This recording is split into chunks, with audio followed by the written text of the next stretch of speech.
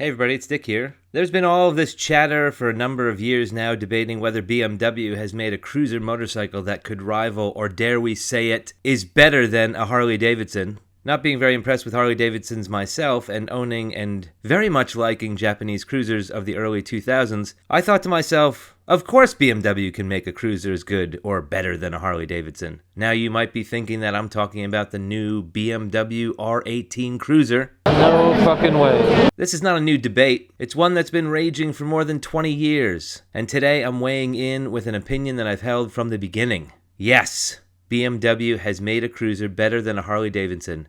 And here it is, the BMW R1200C. Produced between 1997 and 2004 in 4 iterations, well 5 if you include the bagger version. Well, actually 6 if you also include the trike version. And then there's the bagger version with the CD player and the advanced ABS. But I'll get into the nitty-gritty of the bike's features and history in a future video, because this one is mine. That's right. Fanny broke her own rule of a 2-year moratorium on bike purchases since getting me the CRF last Father's Day, and has gifted me this beauty as my Father's Day gift for 2022. My wife Fanny is amazing. You see, I already knew that. I knew at the moment she became my wife that she was the best wife ever. But this video is for your benefit, to inform you all that she is the best wife ever. I tell you this because, as some of you may know, my very first motorcycle was given to me by my young bride on my very first Father's Day. And most of the bikes in the Whistles fleet have been subsequent Father's Day gifts. Last year, Fanny cautiously bought me a Father's Day bike, my CRF 250L, and when she did, she said that if I was going to get it, there would be a 2-year moratorium on new fleet acquisitions. I agreed.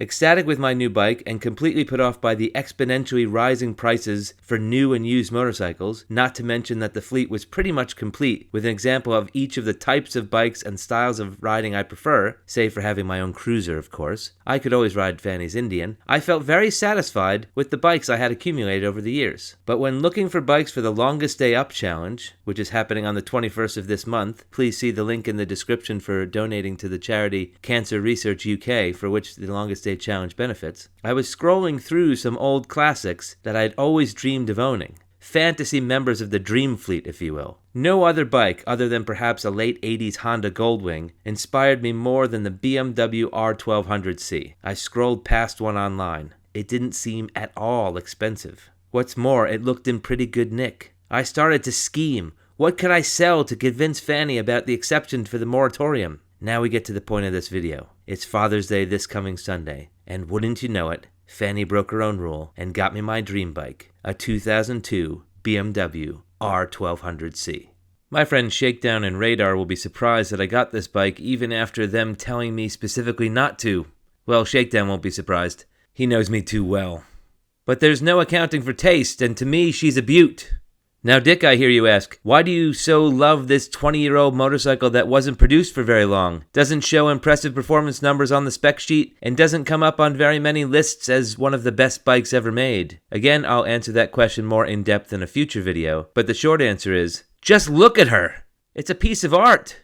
I first saw one in person in New York City at the Guggenheim Museum's Art of the Motorcycle show in 1998. And albeit the show was sponsored by BMW and displayed a disproportionate number of BMWs, I don't think it detracts from the beauty of this bike. And arguably, I'd say that BMW made this bike specifically for that exhibition, with that venue in mind. And I think the design stands the test of time, as it being one of the most beautiful motorcycles ever built. And even if someone might say that the design is dated, it speaks to the time that it was made. At the turn of the century, at the end of the millennium, and I think that's significant.